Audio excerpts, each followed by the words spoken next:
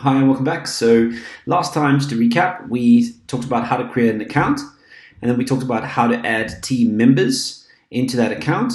And that way, if you are a really large realtor firm, you are able then to also manage multiple locations doing it this way. And we suggest that you do it by zone or area, a large area, and because that way when you do your Facebook targeting, and the ads that the accounts correspond to the areas that you're targeting. So that's just really useful to know and to keep in mind, and make sure that you do it the right way. Then you add your team members to this, and now what we're going to talk about is we're talking about pipelines. Okay, so to create a new pipeline, we can see over here we've created an example one called buyer leads, but it's really simple to create. And what you want to do is, let's say we're going to do seller leads. In here, what we want to do is if we're running a Facebook campaign and the leads are coming in from Facebook, we want to obviously just call it Facebook lead in, right? That's going to be the first stage of our process. The second stage of the process will be that we have called the contact, but perhaps you weren't able to completely qualify them on the phone. And so in this instance, you may want to drop them into, we called them, but we need to follow them up. So this is very important because what we're going to teach you soon is also how to create automations based upon each pipeline stage. And that is really powerful. That's where SMSs, emails go off, voice drops, all kinds of things and functionality that is available to you in this software. Okay, so Facebook lead comes in and then you call them. Let's just say that what you want to do is you want to effectively send them your agreement, right? You want to send them your legal terms. And that means that they can't share, they can't profile their property on other platforms apart from yours. So it may be a user agreement or a seller agreement that you want to put in. Let's just put in there, seller agreement. Okay, and then what you want to do is you want to do the viewing. You may want to do some viewing bookings.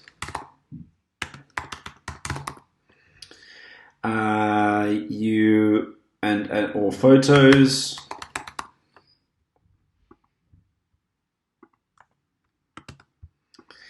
And you want to effectively just convert them, really. So once you now have that all set up, you can put them into the converted pipeline stage over here. Okay, this is just an example for now, and it's not perfect, but we'll work on it. If I go to the buyer leads campaign over here, you can see I've created this one very quickly as well for yourself. Again, what we're trying to do here is get you up and running in 24 to 48 hours. The system is not going to be perfect, but we're going to take imperfect action to move towards getting you up and live and running straight away. So the first thing we want to do is the Facebook lead in. The lead comes in from Facebook on the buyer lead campaign on Facebook forms. And then what you want to do is you're going to call them, but let's say you don't get through to them. Again, you weren't able to fully qualify them, so they stay in the called column. It means you need to keep following them up. It means that emails and sequences and various things can go off here. Once they have been called and they are suitable, you drag and drop them into the qualified column. If they need a mortgage, you may want to take them out of the qualified and drop them into mortgage required. At this point, you may have an email that automatically goes off to say, send this person an email with all our mortgage brokers that we use and affiliated with. Let's say, for example, you've done that. They've already got a mortgage and they're ready to view some properties, and so you want to just send them. They're asked you and requested some properties from yourself. So they're a little bit further along in the pipeline. They're more than qualified. You move them, drag them from qualified into sent properties.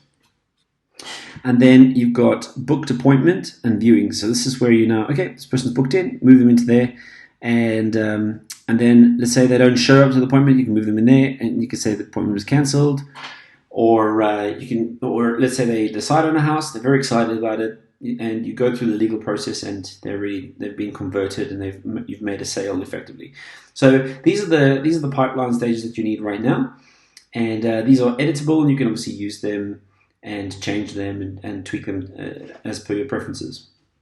So let's hit save. Now what we've done is we've done this in the settings section over here, and so that's now going to appear under opportunities. Okay, so there we go. So we got, see the pipeline stage, it's called buyer leads, and you got seller leads, and you can see all the pipeline stages. So what I'm going to do is I'm just going to create a test lead in here for you.